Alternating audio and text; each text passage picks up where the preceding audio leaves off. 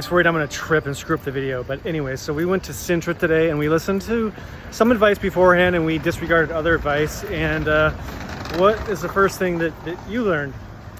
The first thing I learned was that the Pena Palace was prettier on the outside than the inside and was not worth the long line wait to get in.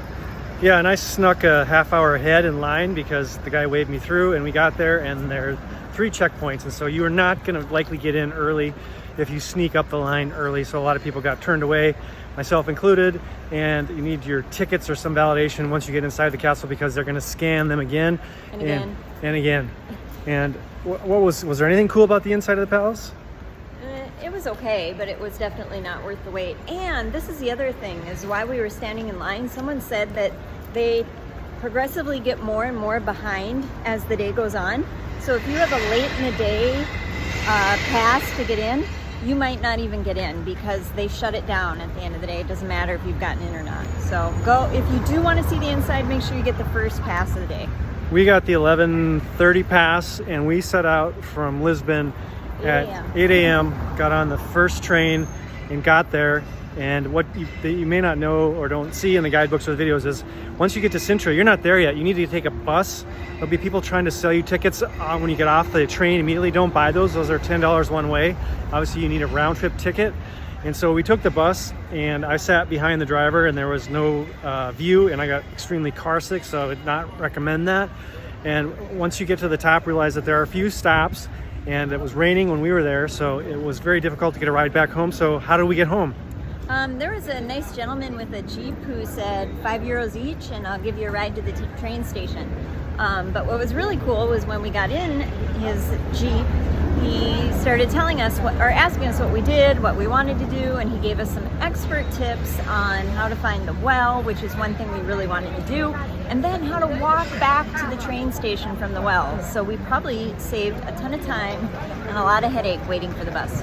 We thought we could go to the castle and walk to the well, which you can, but it's about a 45-minute walk. And so he called ahead and actually spoke to somebody at the initiation well and got approval that we could show up late with our ticket, which was apparently not all that uncommon. They're not as strict there as they are at the palace. So anyways, he checked it out for us, dropped us off within spitting distance of the entrance, and so we were able to do the initiation well. Otherwise it would have been a total bust. The initiation well is not part of the Lisbon ticket. You have to buy that separately when you get off the train at the little kiosk there where you buy your bus ticket. So don't think that the Lisbon ticket gets you into the well. It won't. And what else doesn't it get you into? Oh, it doesn't get you into the castle. The Moorish, sorry, it's been a long day. Moorish castle. You get a discount at the Moorish castle, but you have to get it validated and pay for your discounted ticket at the ticket kiosk, which is kind of a, I don't know, quarter-mile walk from the entrance of the Moorish castle, so do that. Yeah, we walked all the way up to the entrance of the Moorish castle and got inside, and the guy said, "Where's your ticket?" I showed him the Lisbon card, and he said, "That's not it, go back to the start." And by that point, we were sopping wet because it rained. We should have bought the $5 umbrella the night before, which we didn't. But anyways, the outside of the castle was probably just as cool because we did go inside St. George's Castle, and so I think one castle a trip is probably enough. It's kind of like churches. Once you've seen some of them, you've probably seen too many of them. And the smoke you see is they're roasting chestnuts, which is something they do in the fall. Delicious. So the other thing that we learned about Sintra is it's not a little village. It's 500,000 people, and they have some unique pastries like most regional things. And so what do we have? We got a pillow, something pillow, and then it actually has cheese in it and cinnamon. So it was an interesting combination. They used to use what was left over from making cheese, he said, but now they use just cheese. But it was a traditional Sintra pastry. Also the train ride.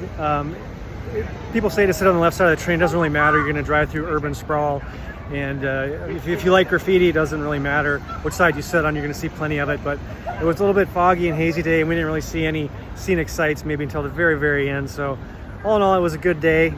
We set out at 8. It's now 3:30. So they tell you to plan for a half a day when you do the Pena Palace, and I think that is an underestimation. We walk on average 12 to 15 miles, some days 20 miles, and so we get our steps in. But you're not going to get it done, all in a half a day. I would say I would say a whole day, because had it not been pouring rain, I probably would have wanted to stay up there and see some more stuff and walk around a little more, walk around in the gardens.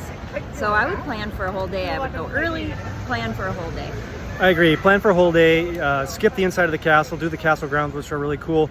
Understand that there's 2 loops for the bus route. You're going to take a central loop, which covers some of the castles and palaces, and then there's another wider exterior loop, which covers other things. They're different bus numbers, so keep that in mind.